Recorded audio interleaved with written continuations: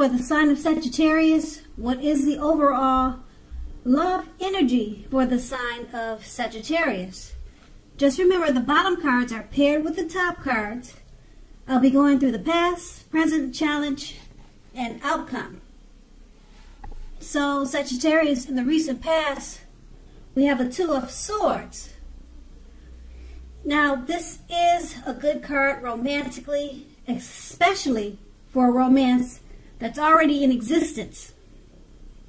This card can signify that your relationship would have moved into a lighter, easier, more balanced phase with treating each other as equals,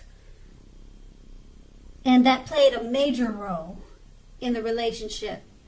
If you were looking for love at that time, you needed to take a good hard look at yourself to see if you had any outstanding emotional issues that needed to be dealt with first. People can smell desperation a mile away, and it's a major turnoff. A life partner does not complete you. A life partner is like icing on the cake of your own completed life. So you made sure not to look outside yourself for happiness, or that's what you should have done, not to look outside yourself for happiness. With this, the relationship you truly wanted and needed would have came to you. Now that's the Two of Swords, and it's paired with the Ten of Cups.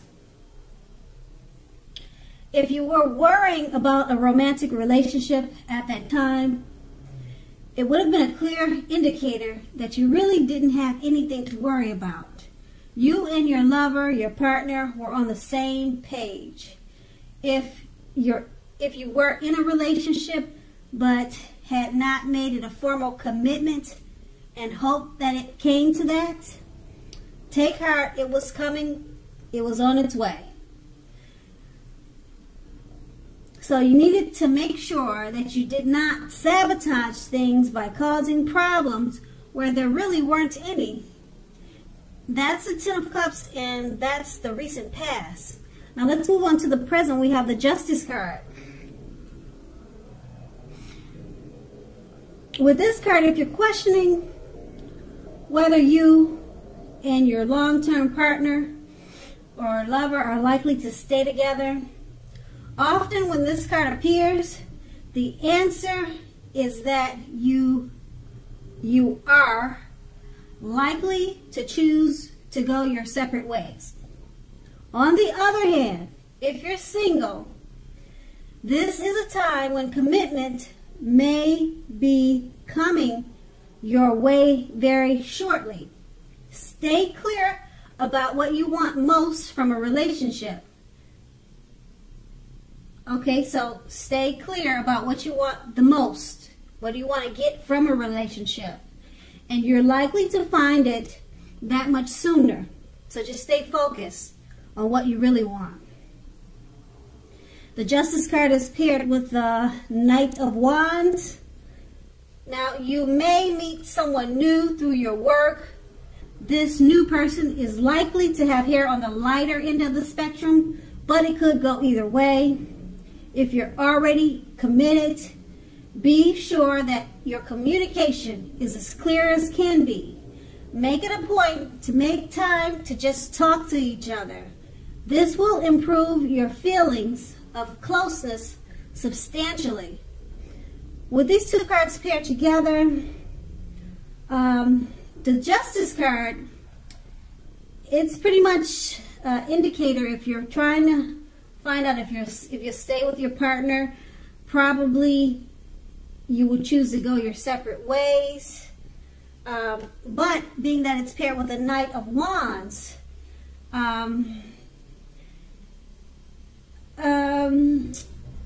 you could meet someone new, or if you're already in a relationship and the Justice card is saying that you will probably choose to go your separate ways, once again it's paired with the Knight of Wands, meaning that communication is important at this time. Make it a point to just talk to each other. This could improve your situation of going your separate ways. That could actually turn it around. So the Knight of Wands is saying talk. Make sure you talk at this time, because it's going to improve feelings of closeness substantially. So it looks like it in the present is just a work on the relationship time. But it is saying that it could go, you two could go your separate ways, but you really need to talk. So really anything is possible. It's this is the tarot. Everything is at free will. So keep that in mind. Okay, so that's the present. Now let's move on to the challenge. We have the Seven of Swords. Now I hope you can see the picture of this card. It's kind of interesting. Seven of Swords, if you're already in a committed relationship and this card appears, it's a clear signal that trust is crucial. If you're feeling suspicious for some reason about your partner, make it a point to talk about it, even if it's difficult. Being passive-aggressive is only going to make things worse. If you're looking for love, you may meet someone interesting now, but try to avoid appearing as though you aren't interested in a relationship. Prospective suitors, they will move on to someone who's more engaging. So strive for balance at this time. The Seven of Swords is paired with the Queen of Pentacles. Now when it comes to romance, love, this is a very feminine card. It points to strategy, particularly for those who are not currently involved with anyone. Keep in mind, the strategy to find love is the stereotypical feminine one. Don't chase it. Make yourself available, but do not be desperate to bring someone into your romantic life. When the time is right, that will be made abundantly clear to you, and you won't have to do backflips to make something come about. Just be upbeat and know that you have many things worth loving and many things to offer. With these two cards paired together, the Seven of Swords, trust is crucial. You could be feeling suspicious about something or someone. It's paired with the Queen of Pentacles. Use a feminine strategy at this time. Don't chase. Don't chase it. Make yourself available. Okay? So if you're feeling suspicious about something and trust is crucial, don't chase your partner at this time. Use strategy. Be as strategic with whatever the suspicious feelings are that you're having. Be strategic about it. Just don't chase them down or chase her down about these strange feelings that you're having, because it may make you look or seem desperate or maybe eager to look for trouble to your partner. So just be strategic about the way that you are feeling, like maybe something's not quite right. Yeah, because you don't want to ruin a relationship if there's nothing really going on behind your back at this time. So just strive for balance, and things should work out much better for you than what you're thinking. And that's going to be the challenge. Now let's move on to the outcome. We have the Hangman. Now with the Hangman, the theme is one of letting go. Letting go of an unattainable lover, for example. This will bring about the possibility that someone that you can be with will be there for you. But that is only one example. You may need to let go of a vision of a particular kind of relationship as being the only way that you can be happy. If you're in a long-term relationship, that too may well be at a crossroads. If you think the relationship is fabulous, be sure to find out where your partner, find out where their head is with the state of the relationship. And it's paired with a Page of Swords. Now this points to mild conflict.